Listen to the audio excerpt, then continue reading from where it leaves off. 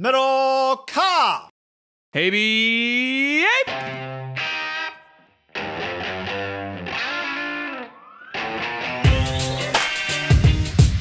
All right, John, big show for a Thursday night, Friday morning, and to take you through your weekend. Weekend of the British Show. What time do we tee off on Sunday morning, by the way? That's a good question. I would guess Pacific time, please. Yeah, 5 a.m. I guess because I'm thinking the first two rounds, there are a lot more players. They cut half of them, send them home, so it probably makes it a little bit easier. You have less players.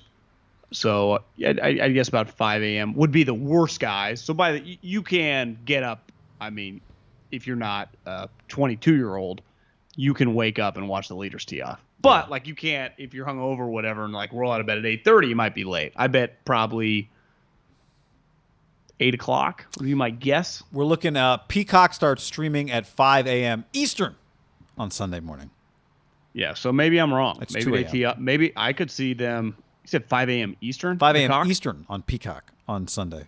I saw the No Laying Up guys were calling it the cock. The cock. The cock. 3 a.m.? Yeah. No, 2 a.m. on the cock. I don't. I think I'd That does mentioned not count as you. cursing. Maybe I'd mentioned on a couple days ago. I was actually planning on really not gambling. Beside our You mentioned that, yes. You said $200 was all you beside would our allow. DraftKings game. $200. I put in $300 more. I'm at $500. I just couldn't. I didn't have any horses, and it's like that. When you won a lot of money for the PGA, you have a better chance. You feel better if you have a couple horses. So and Koepka is like, am I going to go wrong betting on Brooksy? Well, I'll tell you, Listen, Xander doesn't win, but I know this. Every time when you wake up on a Sunday in a major, his name's usually in the top 5. So you feel good about the bet.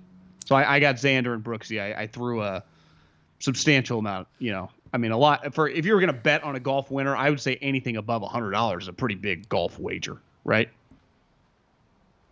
on a winner, yes, given the odds. 18 to 1. 18 odds, yeah. I got a text today from a friend of the show, let's say, who high profile, and he said who we like, and I said, well, I started going through a few names, and he's like, DJ or JT for me. I'm like, but neither JT. I have no faith in JT, and DJ's not even playing well, and he's like, I'm gonna bet on DJ and JT. So basically, like, if I just bet on these guys all the time, I'm going to be right more than I'm wrong. I mean, relative to golf betting, you're not going to be over 50%, but yeah, you know what I'm saying. Very true. And that's why I said to you, I'm like, maybe DJ's not crazy because he's 18. What did we say? 18 to 1. He's 20 to 1. 20 to 1. And mybookie.ag promo code ham and the number 1. Mybookie.ag promo code ham and the number 1. Now here's the thing: we're recording this on Wednesday. You are taking this in at the earliest Thursday evening, so the thing's already begun. But that's where the live betting, John, comes in at mybookie.ag, promo code ham and the number 1. Yep, live betting. And that, honestly, it might be the way to do a big golf tournament because you can kind of get a feel. I mean, you can bet on a guy after the cut. So the guy's alive. I think that's what I did with Bryson when he crumbled in the U.S. Open. Mybookie.ag, promo code ham1. Baseball's back. We got a couple more games in the NBA Finals. And yeah, mybookie.ag, promo code AM1. I saw that I follow Dana White. He just tweeted like another big fight just got like inked for within the next month. You can always gamble on UFC, which is something that's really popular, gambling on fighters. I'm on a couple text threads. I wouldn't say they're like UFC diehards. They just say they bet on the UFC. A lot of people because watch. You can get like I think sometimes maybe not golf level odds, but a guy like 3-4 to 1 that you go, this guy, I've seen this guy fight before. I think he's got a good chance to win. Like the Conor Dustin fight wasn't like that, but I think there are a lot of fights on the undercards of pay-per-views where you can get guys that you like, this guy's plus 500 and he wins. Cause you know what? Those fucking guys are crazy the moment they get in that thing. Yeah. By the way, what would you have to be paid to get in an octagon to fight anyone? I mean, like an actual fighter, not just like anyone off the street. I mean, it'd have to be. Because they don't call the fight right away, so you would take some shots, I mean, I'd hit the deck pretty quickly, though. But it's not boxing. Like, they're allowed to jump on you. Well, they straddle, and then they either elbow to the craniums. John, I honestly don't know. Because for me, weak-necked, like I'm not doing the F1 stretches that the drivers do, and was watching some F1 the other night, which, by the 100, way, 100 grand, no tax. Like you get 100K cash. Would you need that? But here's like, the to thing: me, it's 50 to take some shots. That could hurt. You could shatter your nose. But I do have to consider I might get murdered. I might die. Like I said, you probably. But I would say could snap my brain. No, I'd say maybe a jaw shatter or a leg snap. Yeah, 100 grand might not be enough. I don't. 50 is definitely not enough. I don't think 100 is. I think we'd have to be in the. We'd have to get into like the mid sixes. Well, if I told you, and I would spend every waking is moment 100 grand worth getting your jaw shattered? It's not. I don't care unless you're like you have no like that. Me, that's especially I'd be out of commission. Yeah, you could. Through the wire. Good point. Maybe I could make a magical podcast. Yeah, even just the leg. You know how hard it feels when they kick you. I mean, goddamn, the whole thing just looks so painful. At least boxing. I'd probably get into a ring, even with like a Floyd for like 50 grand. You can hit me with the glove, knock me out, but it's not going to do that much. Yeah. The kicking and the elbows. I mean, the pain. Ugh. The pain, man. MyBookie.ag, promo code HAMMER, the number 1, where, by the way, what is this? I think it's Friday or Saturday. Anyway, British Grand Prix coming up this weekend. Max Verstappen, the heavy favorite, John. The heavy favorite. Things have changed for Red Bull Racing. Where's Lewis? They've overtaken Mercedes. Lewis is plus 170, which is second. And then everybody else is like plus 1200. Lewis feels like Tiger, the stretch he had before he kind of like maybe like 2012 or 13. Like, is he summed off? Is the car? I don't know. Tires? What's going on here? One thing, Red Bull was big. Mercedes took it, but Red Bull's back. I watched Verstappen. Now, a few things had to go wrong for Lewis to win whatever thing I watched like a month ago, but Red Bull is back. Lewis had a hell of a run, but it feels over. What is he still like? Finish third every race? Yeah, second. Again, like the one I was watching. He ain't finished 17th. He was leading. I think I don't know if there's been a recent. I think I saw he'd lost or had not won. Yeah. Was it not won or not podiumed for 3 straight races for like the first time ever? Again, my F1 stats are a little iffy. So he's like the equivalent of some of like Tom Brady's, like AFC championship teams that don't make it to the Super Bowl. He's still damn good, but he's not like a 7-9 team. But you're not going to find anybody going like, yeah, bet against him. You'll definitely win if you bet against Lewis Hamilton. He's still one of the. I mean, again, he's a heavy favorite over the rest of the field. Yeah, just Max is another level. Yeah. I don't know if Max is going to quite resonate like Lewis. Like Lewis, he got a cool look. He's just got a sweet name, easier to spell than I can't spell that last name for Max. No, been at it for a while. Just a good energy. He's just a unique person. It seems like, not that I really know a ton, but from what I've watched, seems like. Were you telling me? Somebody was telling me they were involved. They know somebody with F1 who just said Lewis is the best. Like, love working with him. I could see that. The best, even though, super wealthy. I saw today that, do you know that Messi's last contract was like 4 years, $700 million?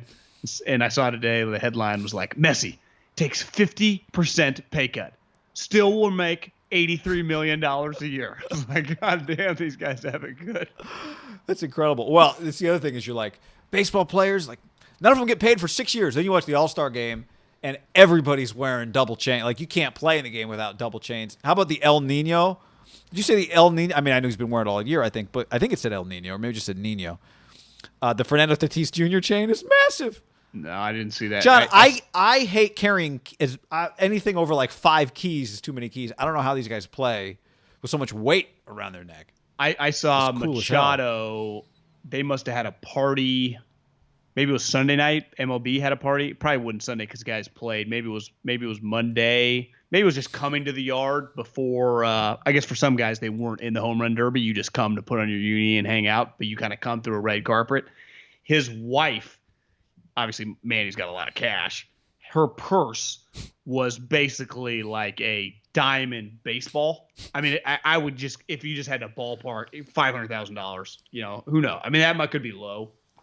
The money some of those high end guys have. What Tatis just signed for, right? 14 years. Yeah, I mean, he's 22. The key is that you got your chain has to hit. If you're mic'd up, hit the mic. I don't know if you caught Xander Bogaerts at the plate, but you get like that sound when the chain hits the mic that just sounds good. It just sounds kind of sweet. Sounded good. But by the way, you see Hendricks mic'd up swearing. That was pretty cool. Yeah, it was great. They do. I mean, yeah, they do. All-Star game's sweet. Baseball All-Star game. How about this for a bet? how often does this happen? The Giants have the best record in baseball. And there are here are the teams with better odds to win the National League than them at mybookie.ag. Ham one. The Dodgers, the Padres, the Braves, the Reds, the Cubs, the Mets, the Nats. That can't be right. Okay, this is not in order. Sorry. Teams with the better odds. Dodgers, Padres, Mets. That's it. See, sometimes they don't put them in order. It throws me off. Plus 500. Yeah, they usually do it alphabetically. Is that the way they did it? I don't think so. No, it's yeah, not alphabetical. Maybe not. I was texting someone that's pretty locked into the Giants schedule, and he says it gets a lot harder. Because listen, I'm not trying to be a Giants hater, though I'm not a Gabe Kapler guy. Nothing. Farhan, I'd give him a 15-year extension right now. He is elite. That guy is elite. Yep. I was texting with Vincent Recruity, our buddy from Fresno, who just crushed it in the business world. And he's a diehard Yankee fan. He obviously hates Aaron Boone, and he can't stand any of the players besides Aaron Judge, who actually came down to his deal when in Fresno. So he loves Aaron Judge, thinks everyone else stinks. And I was saying, like, can you imagine? I didn't realize that Tampa, I mean, their record, he's like, how could it be possible? They got rid of all these players last year because they signed other places. They look the exact same. It's just new random guys. They're 20 games over. And it's like, yeah, what I would do if I were you, I would find a Farhan, I would find a Friedman, I would find a Dodger guy, 1,000%. And I would offer him $75 million and get rid of Cashman. He's like, bro, do you understand that Cashman had the Yankees invested like millions of dollars in the analytic department? I'm like, well, you have the wrong nerds, because the right nerds, Tampa, obviously Farhan, Billy. Not Giancarlo, I'll tell you that. Yeah, they are geniuses. Yeah. They are geniuses. But Enzo. my take is I do think that they're going to come back to Earth. Not Earth. I just think that whenever I look up, they're playing terrible teams. And in fairness to them, they kill them. Yes, they do. When do they ever play good teams? Feels like never. Yeah. It's like, the Diamondbacks are, the Rock, You know the Diamondbacks are probably going to win like 40 games this year? They are historically bad. Well, they had a stretch, remember, where they what was they lost like 21 road games in a row or something. The Giants came back on them or something. They stink. I know. Tough for our guy Voter. I do think, and just having just been there and love the area, now the Suns are cool. That area, like if the Cardinals job becomes available and the Diamondbacks, you can't tell me that like high level executives won't want to go. I mean, all the athletes, they live there. Like people want to go there. It's like, people love taking over jobs in Houston. Like you want to go where people want to be. How do they not crush it in sports? It's really a more college sports conversation, right? Like the location than it is a pro sports conversation. It doesn't make it, because most people would choose to like a random athlete from Texas, like, hey, the Niners are going to sign. You just you get forced here, and then they love it when they're here. But the amount they'd have to pay and coaches don't ever leave pro jobs for pro jobs, and the way college coaches do. But it's just crazy but specifically the Diamondbacks, baseball players fucking love that area, right? That Arizona area. They all have homes there. A lot of them training's there for a reason. And they suck. And they mainly have sucked. Wouldn't you say a large percentage of like our adult life beside the Randy Johnson team? Yeah, I mean they came in 97, I think. And it feels like they're a kind of a sitting sleeping giant. It's hard, but pro sports just don't. That way. Yeah, just draft the right guys. All right, so one thing, John, that we have to start with, we're gonna do this is a mailbag. We're diving in the mailbag. Here's what you do: you go to iTunes, you leave us a review on iTunes. In that review, you leave a question. We also would love for you to name your favorite bar to hang out at. It doesn't even have to be a sports bar. Just let's name drop some local places that you love, wherever it is in the country, wherever it is in the world. That's fun. This week, not only are we taking some iTunes mailbag questions, which is great. We appreciate that. We're almost to 1,000 reviews on iTunes, so keep those coming.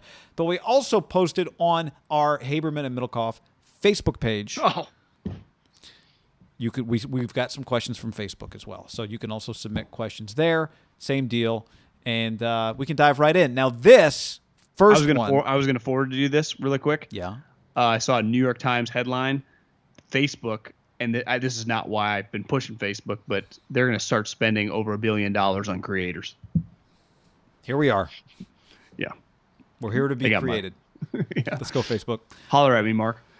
So this one, actually, we record this podcast being recorded on July 14th. This question came in on July 11th. We know that July 14th, Richard Sherman's Richard Sherman was arrested. So if you're listening to this on Thursday night or Friday or whenever over the weekend, maybe things have changed.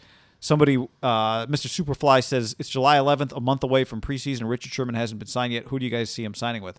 Obviously, that question is out, but the timing of it, interesting.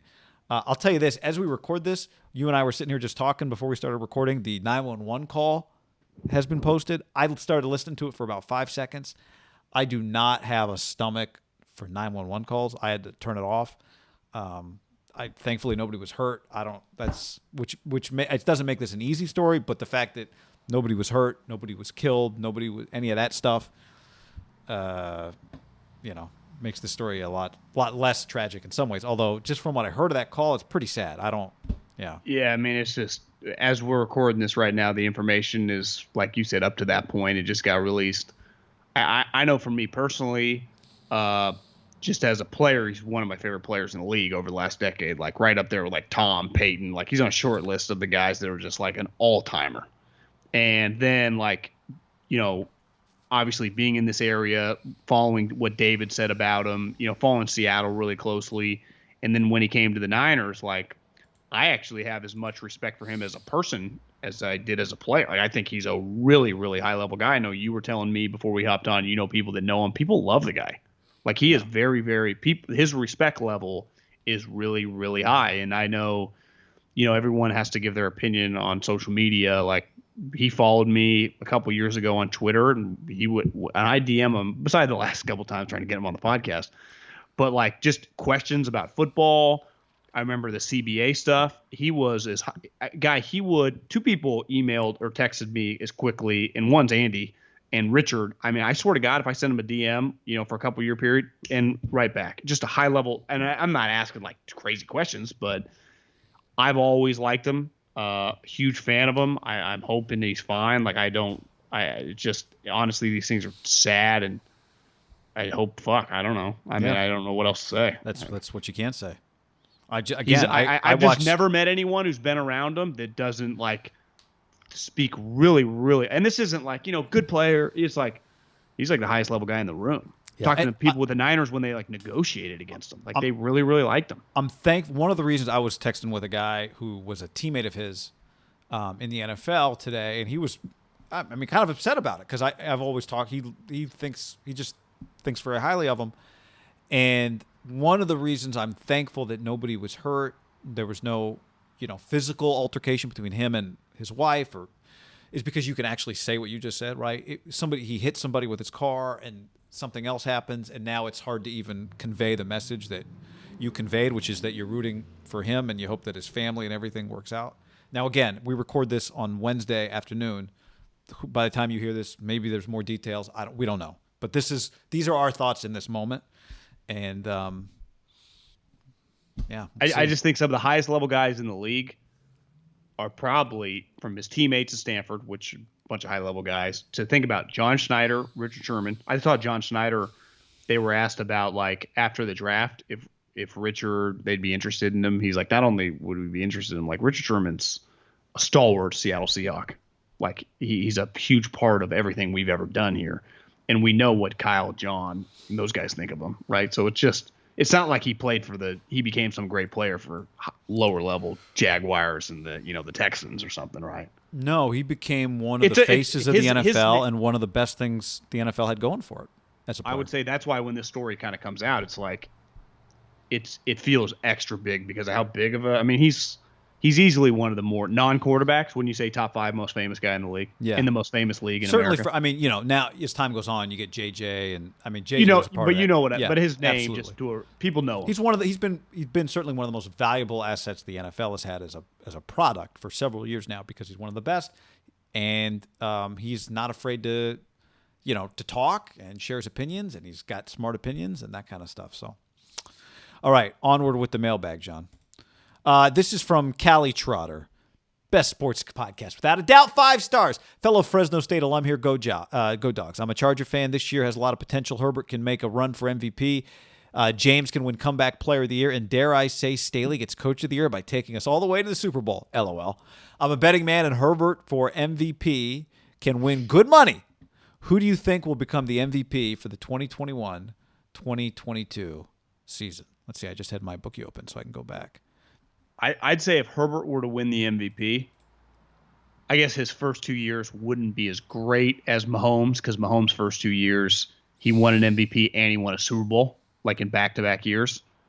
But just individual awards, to win the Rookie of the Year by, a landslide, and then win the MVP would be non-Mahomes, which we already know Mahomes is an all-time outlier, would be one of the greatest starts in the history of sports, not even just football.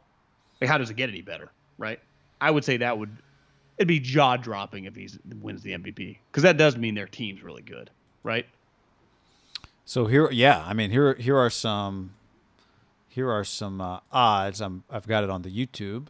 Mahomes, Rodgers, blah blah blah. Where's Herbert here? He's up. Keep going. Yeah, keep scrolling above Lamar Jackson. 14-1. That seems, those odds should be a little high. Yeah. Longer, right? You thinking like 20-1 or something like that? Is that what you're saying? Well, Lamar Jackson, who has already won one and is on a powerhouse team, like, he can't have worse odds than Herbert. No, right? but I think part of this is like there are people that go, I'm going to get in on Herbert before other people do. But the answer is everyone's in on Herbert.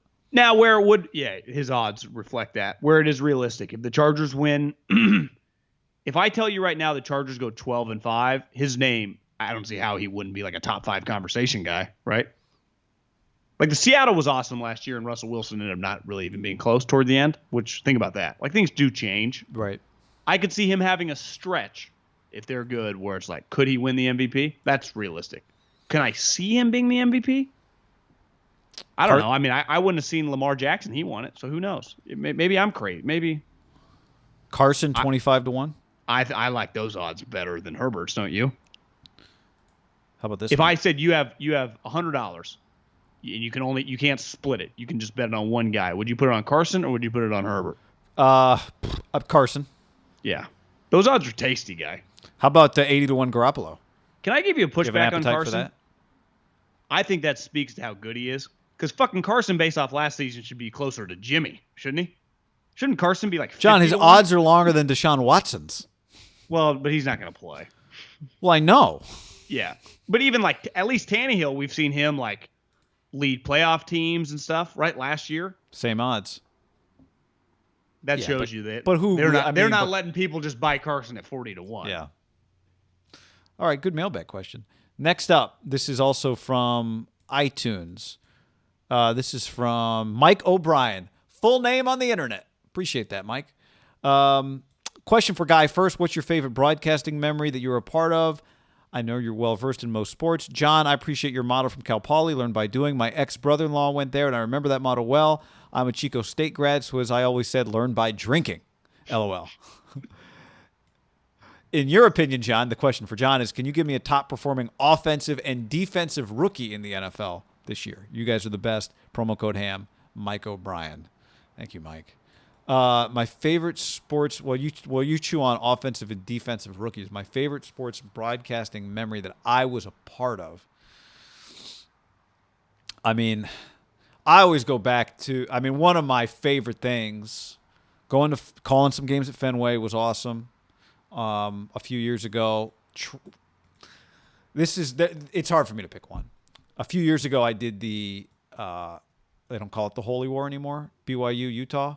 It was a huge game at Utah, Zach Wilson's freshman year, sellout. Utah had already wrapped up the Pac-12 South Championship, and they had this big comeback, and it was, like, amazing. And for me, that one is special to me because the game was on FS1. It was ranked that year the 32nd best game in college football by SB Nation, John. And the guy did it with, and I always joke that we did the 32nd game according to SB Nation in whatever year that was. 2017. But for me, that game was special, if I'm being like fully vulnerable here, because it was a great game, and it was the first game I did where I walked out of there like thinking I nailed that. Like, not only was I ready, but the game presented some moments, and I freaking nailed it. So that game gave me a lot of confidence, a ton of confidence, just from a play-by-play perspective. And then the other thing I would add is a few years ago, like this would have been the 2016-2017 season with the Warriors. I went on a Warriors road trip, did some games on radio. Doing that was cool. The trip, because didn't you go to a dinner where the whole team was there? Yeah, we stayed at they were playing the Nets, and this was their Christmas road trip. It went Brooklyn, Detroit, and then it finished in Cleveland on Christmas Day. Back when LeBron was on the team. And KD, this was the game Richard Jefferson, I think, dunked on Draymond. And that place was a zoo. Like, that was a wild place to be. Was this Kevin's first year? Yeah, right? 16, 17? It would have been. Because him and Steph were getting weird at the time, kind of, right? And so we go to Brooklyn. I go to like the Warriors practice the night before at like some gym. We're like just watching them walk by the wall of people like just on treadmills and bikes, and people just going like, did Kevin Durant just walk by me? Why are they at a public gym? So then, we go to they rented out a private area, Lake of. They do this first class, man. They rent out Nobu, which is like a famous big league sushi place, Manhattan. Heard of it? And everybody was allowed to bring anybody that they wanted. So like Zydrunas Ilgauskas was there. Who's Steve Kerr's friend? Who's like the singer from Berkeley, famous. Oh, guy? the Counting Crows guy with the He dreads. was there. Yeah, cow guy. Bunch of people were there. And I was there. It was ridiculous. Who was at your table? Players' families were there. I was sitting with like Kalena and R.C. Davis, who's the Warriors producer. And then other people just rotated in. It was just like kind of casual. So people just drop in and say hi. And it was just like a family dinner.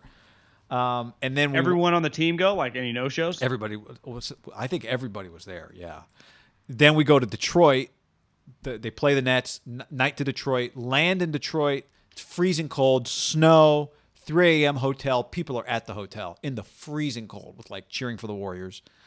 And same deal, next day, team dinner. So, you're pocketing all your money, your per diem, and team dinner again. Same deal. Just sitting, I think that night table was the same. Maybe Roz was there that night.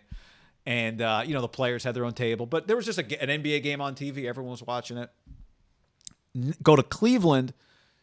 They Ruth Chris, I think, is what Morton's or Ruth Chris is where dinner was that night. Lacob came by, said hi to every single person. Raymond Ritter's like, this is Guy. He's filling in on the trip. Blah blah blah.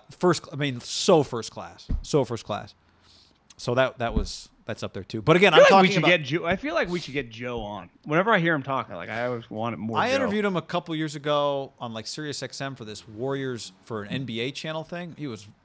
And Welts, he was very cool. I think that's a good idea, John. It's a very good idea. So we got 3 state school guys, 1 on the question, 2 here. Do you know, I was talking to someone, the GPA you need to get into Cal Poly now? Like, there is absolutely 100% zero chance I couldn't get in. Like, how hard it is to get into schools. Do you know just what in California? I don't know, like 4.3 minimum.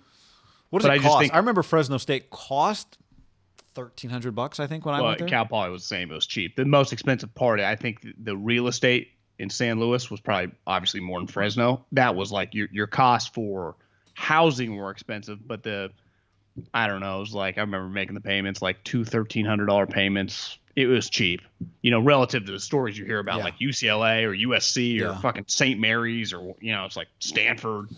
It was not expensive. Offensive, defensive. I really do think you saw him throw out the first pitch. You went to the game, Najee Harris. You see Ben. I thought you were going to say Peyton Manning. Ben is doing a full diet now, year 18. He's just changed his body. Time to get committed. When you probably start seeing your career, like they were going to cut me. And they were like dead serious. Like, Ben, we're going to cut you. That's what it took for Ben to like start eating the salad. I do think they're going to hand him the ball a lot. Like, he is an awesome player. I think he's going to be fucking fantastic. Defensive Rookie of the Year. To me, there wasn't a big-time pass rusher. To me, typically those guys have a huge edge, right? A guy that if you can just get like 9 sacks, Bosa type. Corners, I would not touch them.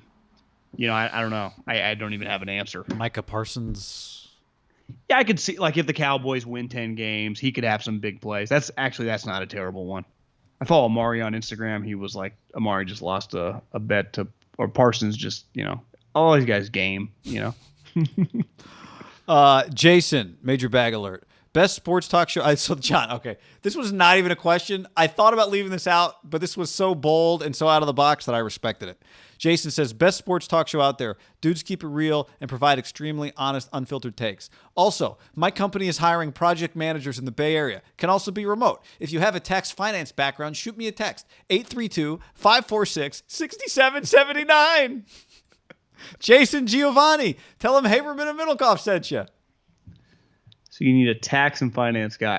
What I read the question when I was scrolling through comments, probably last week, I thought he wanted us. That makes sense. He's just put it out there to the audience because I was like thinking, I've gone through about 3 tax guys in about 5 years, so I don't necessarily have a guy to give you. They keep going to jail. Sacramento guy is booming. Name the company next time. Appreciate that. Yeah, most people have to pay to advertise on the show, but if you're a listener, I appreciate the hustle. First one could be free. All right, here's one from Facebook. This is from Drew. Question: who do you like for here we go. Defensive Rookie of the Year. I think Jamin Davis. I said Jamin, linebacker from Kentucky, is the right guy in Ron Rivera's defense. His measurables are eerily similar to Kuechly, and we all know what he accomplished under Ron Rivera. Jamin does an excellent job. Jamin, I think it's Jamin. I'm sorry. I don't actually know. Jammin. I like Jammin better. Davis does lack the experience compared to other guys, but I think he landed in the perfect situation. His talent and potential will be maximized. He could easily be a 100 tackle a year guy with a handful of picks and sacks. Thanks, Drew Peary. I guess, John, let's welcome in Mike Silver for some perspective. No, he's not here. This is a natural thing to do, is you throw out like the best player that's ever played for the coach. I think it's unfair to players, right? I mean, Luke Kuechly is going to the Hall of Fame. He's one of the best players at his position we've ever seen. It's actually kind of sad his career got cut so short because I know this. Remember that first game, the Niners? Was that Kyle's first game ever? No, because it might have been Jimmy's first start. I don't even remember. But they just play him back when Kuechly's talking about the game they kicked the Panthers' ass? No, I thought the Panthers kicked their ass. Remember? Oh, you're talking about when the Niners were bad. Yeah, it might have been Kyle's first game. And it was just like it was because I was that the game Mike Tolbert went off? Yeah. Didn't Mike Tolbert truck somebody? Saleh talked about it in the Flying Coach that he called the timeout in that game when they were down 30. Remember Kuechly picking off like Brian Hoyer? He like threw it right to him. I think then Kuechly also picked off Jimmy. Maybe they played him multiple times. Kuechly's awesome. I feel like Mike Tolbert trucked somebody in that game. Mike Tolbert, that was a Harbaugh day when Mike Tolbert got Eric Reed, killed Eric Reed. Remember? They met. Yeah. And Tolbert was coming like a Humvee, and props to Eric. He was ready for the tackle. That guy was a load. Killed him. Destroyed him. I do remember going to that Panther-Niner game. Remember, they played twice because they played in the playoffs. That was a hard hit. Like, that, there wasn't a pussy fucking in uniform that day. Bodies were getting destroyed. Wasn't the Tolbert game, wasn't that the game that the Niners ran? Remember, they finished the game with like some... They ran the ball like the game. We went at Candlestick and they lost. What's the game that they ran like Harbaugh ran like 12 straight? They ran the ball like 12 straight plays on one drive. Then they played him in the playoffs because the Panthers were like the 1 or 2 seed, and the Niners went on the road week 2. It was the second round, and just demolished them in the second half. Ran it down their throat. Yeah, I must not be thinking about a Panther game. I'm thinking about a Niner home game.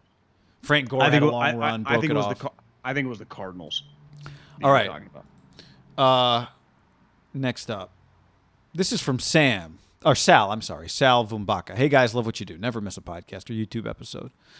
Glad you took some time off. It's well deserved. Question: since it's the off season and lots of players are playing golf, if you had to put together a golf foursome, including yourself, with either past or present players that you either know would be awesome to hang out with on the course, or you think would be awesome to hang out with on the course, who would it be? My foursome would be George Kittle, Marshawn Lynch, Chad Ochocinco. Yeah, I'm not golfing with those guys. I would I would do something with them. Golf. Smoltz? Yeah, to me, it would start with Peyton and Tom. I think it would be Peyton and Tom, and I'd have to think about the third. But I mean, you saw Peyton last night. Did I forward you that tweet of him just like with Shohei Ohtani? Yeah, I saw him interviewed the day before too. When would you go anywhere in life and you just be like, yeah, I play golf with Peyton Manning and Tom Brady? People wouldn't want to hear about it. Like that, to me, story trumps any guy you could say. J.J. Watts to George Kittle's. I'd actually It's like those two guys. Is Mickelson allowed here, or is this I thought he only meant like football NFL players? Yeah. Yeah, I honestly might go. I might go Peyton, Tom, and Bill. Belichick. Sean Payton, ask about Bountygate. Yeah, Steve Young. I think Steve Young would be interesting. Yeah, I'd go. I think we've both read his book in the pandemic. Listened. Millennial. Yeah. Brady and Peyton, you're not going to get any argument from me there. Yeah, it's a good question. Someone DM'd me. Why does Peyton Manning dress like he's always just come from the golf course? Because that's his outfit. Do you think he has? A, he has, and B, I think it's just the Southern. It's always going to be the striped shirt, tucked in, khakis, and the belt that's like leather and metal. Yeah, or like the weave. And he actually doesn't wear like he feels like he wears tennis shoes a lot. Probably easier on his feet. Tennis shoes, yeah. Which you can wear with that outfit. Yeah, always shorts. You're right. Peyton it is a Southern look. Always shorts. John, let's tell the people before we go any further about our friends at Decked. Decked.com/ham. That's Decked, DECKED.com/ham. If you have a truck, you do not want your stuff rattling around in the cab, under the seat. You don't want it exposed to the elements, exposed to anybody that just walks by and looks in your truck bed. That's why Decked is here to protect, secure, organize, and make easily accessible all your stuff. Yep. Drawer system keeps your gear secure, has a 2,000-pound payload to put anything on top of it. Think about that. Their warranty, absolutely incredible. Says 3 years, but as the people that run the company told us, they have literally never said no to anyone. American made. USA, America. That's where they create this thing. Throw it in the back of the truck. Put anything you want in it. You want a tailgate? Tailgates are going to be big. Throw a couple Modelo's, throw a couple Trulies, throw a couple White Claws. No free ads here, so they're not paying us. We do have an ad that we can throw in there here in about a month. That'll be coming. But yeah, get on it right now. Deck.com. Get your deck drawer system at deck.com/ham and get free shipping. I love free shipping. Deck.com/ham for free shipping on your deck drawer system. Deck.com/ham. You can take it in and put it out in under 5 minutes. Every full-size truck or cargo van made since the mid-'90s, it fits. Every mid-size truck since around 2005, it fits. And, football tailgating season here. Put some ice in those drawers on the weekends. Load them up with some, like John said, whatever you want, and have a good time. Get on it, people. We appreciate everybody at decked.com/ham. Onward. Carlos asks on Facebook, how good for your business is it that Kyle Shanahan is honest every time? You know, it's funny that he asked that question. We were having a conversation with somebody today, and we'll probably have a conversation on the podcast with this person later. And we talked about this very thing. And the answer is good. Kyle Shanahan is great for business. Absolutely. No shame in saying that. I think it goes back to Harbaugh. I would imagine times were a lot different in the Eddie DeBartolo days in terms of the internet, but in terms of the interest, when people perceive the Niners are going to be good or when they actually are good, we've been saying this forever. Like, why do you guys talk so much of the Niners now? Well, because the interest is Yankee level. It's Cowboy level. They're a cash cow. Ask Jed what it's like to own the Niners. He would tell you, I live like a fucking king. And there's a difference levels in the NFL. Like, there are franchises that have won a lot more over the last 20 years than the Niners. The Minnesota Vikings. They're not even in the same league when in terms of interest and fan base, just in terms of quantity. So I think Kyle is a unique guy. But if they had, let's just take out Kyle and give him Bruce Arians, right? Or Pete Carroll or anyone, and they were just good, or people think they were going to be good, it would be different. Maybe because he's younger, but I don't think it would. If Bruce Arians was their coach and people thought they were going to win 12 games and had just gone to the Super Bowl 2 years ago, I think it would be the same, right? Yeah, I do think. And I'm not trying to diminish Kyle. I'm just saying, like, it's there because Harbaugh, we saw the same. Now, Kyle and Harbaugh are unique characters. I don't think we can undervalue. I do think we could probably overvalue, so I don't want to do that. But I do think the fact that his last name is Shanahan, just like when you're watching the All-Star game and Vlad Guerrero Jr., the fact that he's Guerrero Jr., right? Fernando Tatis Jr., like the fact that he's a Shanahan I mean, their GM's John Lynch too. GM's John Lynch. But the name is just, it's been synonymous with football, with all football since the mid-'90s, and certainly Bay Area football longer. So that's a factor too. He has earned what he's got, right? But that name, I think, also helps just from a brand recognition standpoint. And we've been talking about him, the Falcons and the Super Bowl, and we've been talking about him for a long time. Yeah, and Harbaugh, in fairness to Harbaugh, he also has a unique name, like a pretty famous name. Yeah. You know? Yeah. And it was nuts. I mean, he took it. I guess my Bruce Arians argument, like at this point in time, Bruce Arians is very famous. I think your point is a good one, which is the Niners, if we think they're going to be competitive, the floor for their coach's fame is going to be very high, regardless of who it is. Yes. Next up, this is from D. Seld. Where's Hunter Bishop? Love the show. Question for the next Major Bag Alert.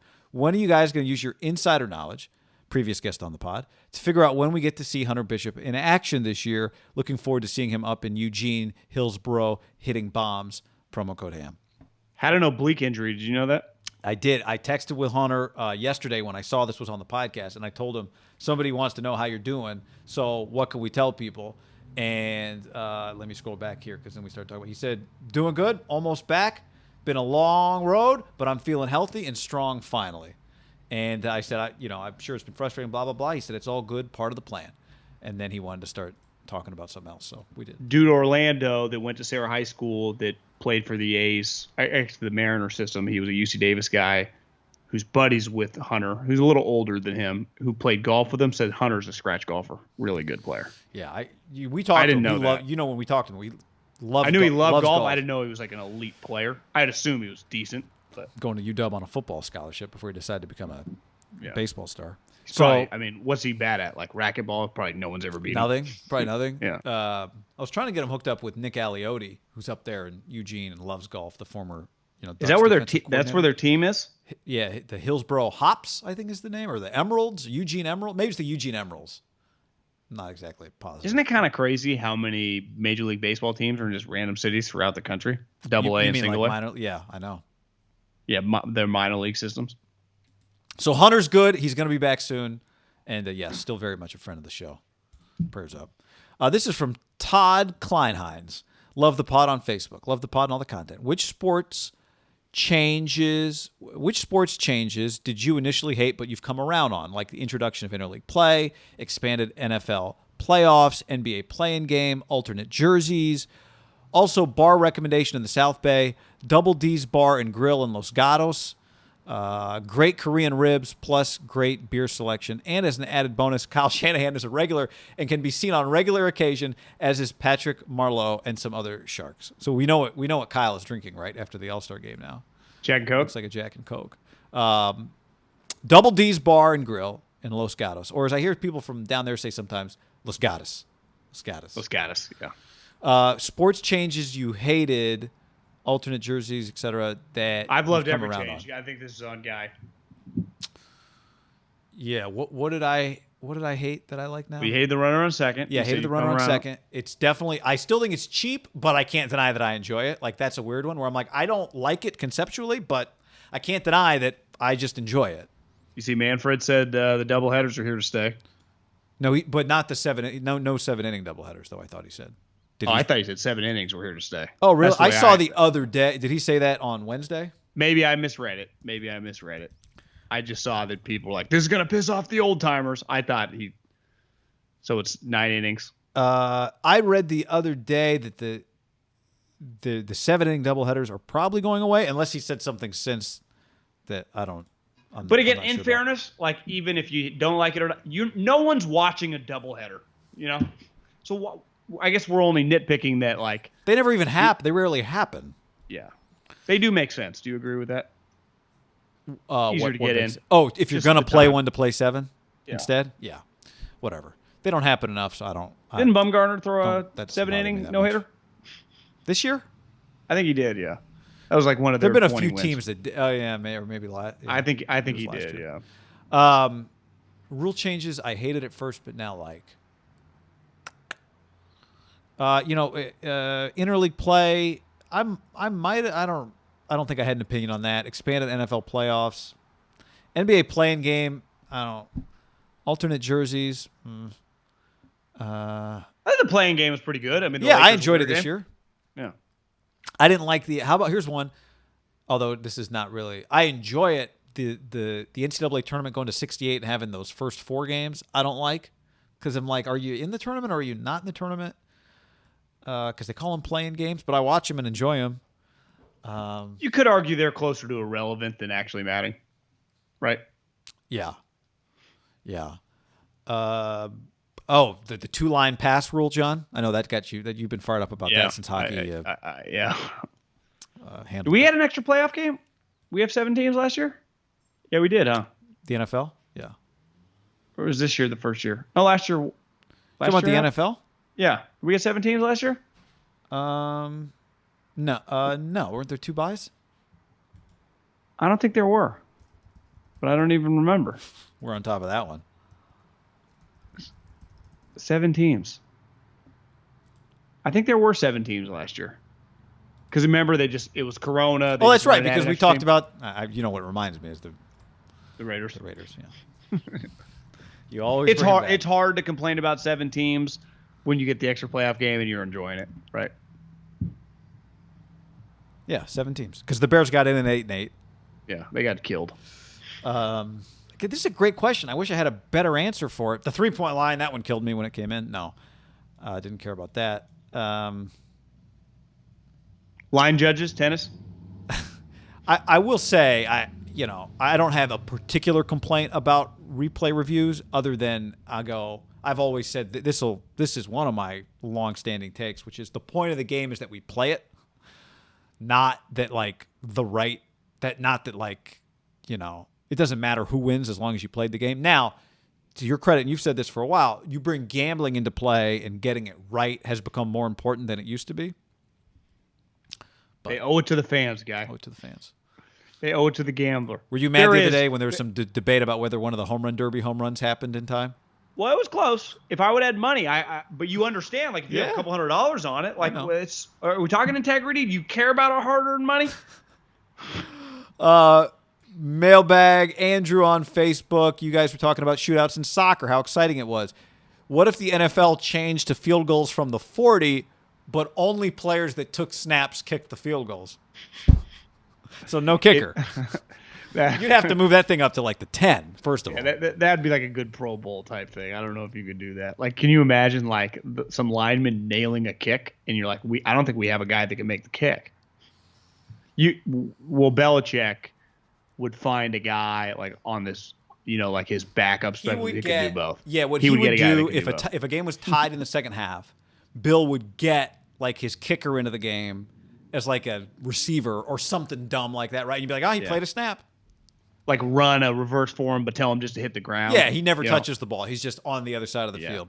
Or to me, what he'd do is one of his players, he would cross-train him in the offseason, like a practice squad guy. He would develop a guy that could just hit 40-yard kicks and could also just like cover kicks, right? So like your 6 wide receiver, he would just train that guy. It would be an advantage for Belichick, 100%.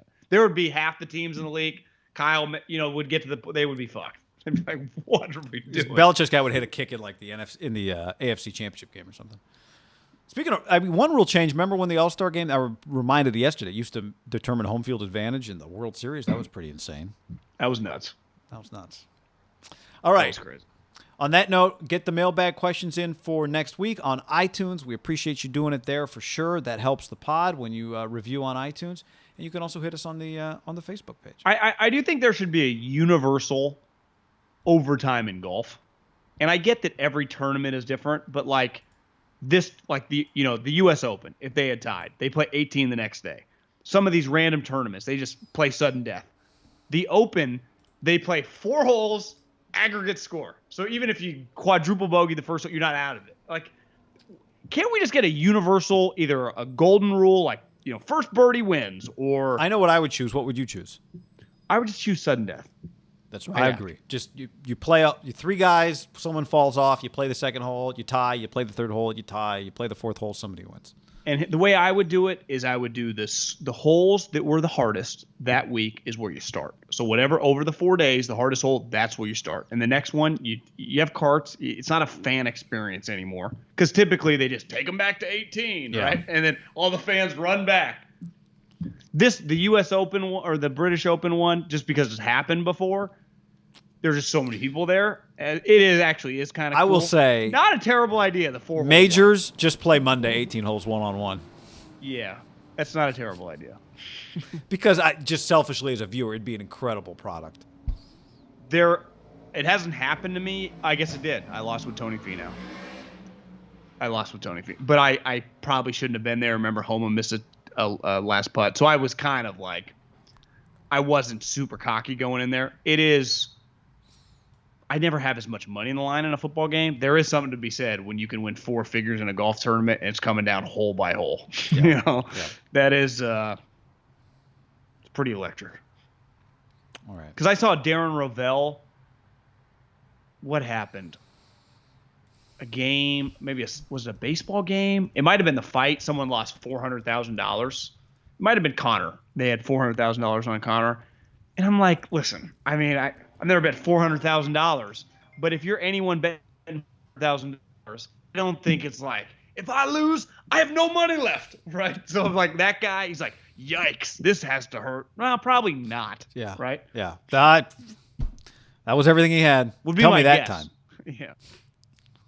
Yeah. The guy, exactly. Like this guy's he's done. He's out on the street. Here's a picture of his betting slip and his bank account.